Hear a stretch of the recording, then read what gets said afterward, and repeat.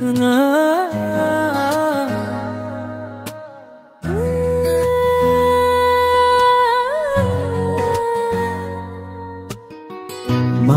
गरिदेऊ है आमा, बाल कति खेलौला दिनका झोकमा, दिएको ती साना छोट सम्झिँदा आज मन नै भारी हुन्छ थोकमा। तिम्रै अङ्गालो सम्झदा किन आँसु आफै चुहिन्छ आँखामा, एकोहोरो मायाले ढाकेर राख्नुभयो मैले नदेखेको तिम्रो पीर थकानमा। तिमी नै हौ हाम्रो आमा, पहिलो सासमै जीवन थामिदिने देवदूत, बन्द आँखामा संसार देखाइदिने हाम्रो उज्यालो, हाम्रो अनन्त पुस्तक लुट।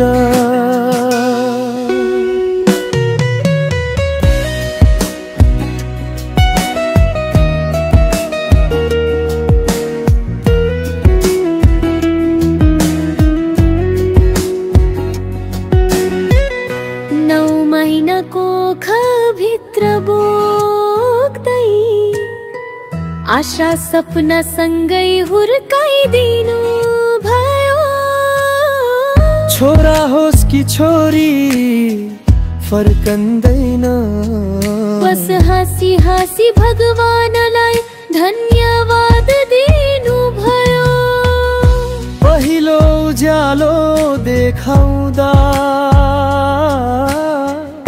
कापेको मेरो हात समय डर हटाउनु भयो। लड्दा म भुइँमा आफै लडे जस्तो कष्ट सहेर, बाबु उठ भन्दै फेरि हौसला दिलाउनु भयो। साना कदमले हिँड्न सिकाउँदा आफ्नो सपनासम्म धकेल्दै उभिनु भयो। आमाको मायाले ढाकिएको त्यो यात्रा आज टाढा बसेर झन् मनभरि बजिरहेछ। आज 7 समुद्र पारी भए पनि मन भने तिम्रै काखमै शान्ति खोजिरहेछ। पराई देशमा बस्दा बस्दा तिम्रो सम्झनाले रातै भरि आँधी जस्तो पिर पग्लिरहेछ। सानैमा कति दुःख दिएछु होला भनेर सोच्दा मन आज पनि गलिरहन्छ। माफ गरिदेऊ है आमा, जिम्मेवारीका ढुङ्गाहरू अब कन्धै माथि पग्लिरहन्छ। आमाको आशा जोगाउन, बुवाको सपना पूरा गर्न, छोरी आज संसारसँग लडिरहेकी, तर मन भने घरकै बाटो कराइरहेछ। बुवा तिमीलाई पनि धन्यवाद, कठोर आवाज भित्र लुकेको त्यो निशब्द माया, कति थाकेर पनि मुस्कुराउँदै उभिनु भयो। हाम्रा बाबाहरूलाई ढुङ्गा मुकुट जस्तो सम्हाले, सुख दुःखका अनगिन्ती नोडमा हाम्रै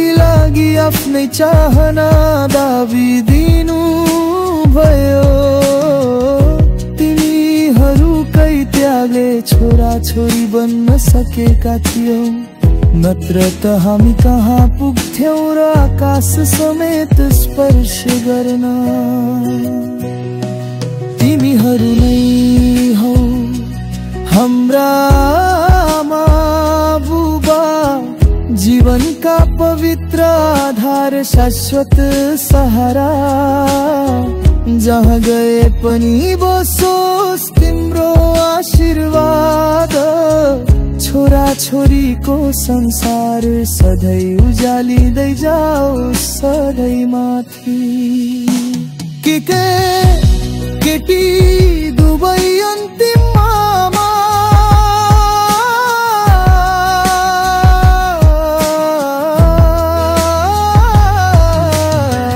माफ गरिदेऊ आमा, माफ गरिदेऊ बुबा। छोरा र छोरी दुवैबाट एकै मनको प्रार्थना। आमा बाबा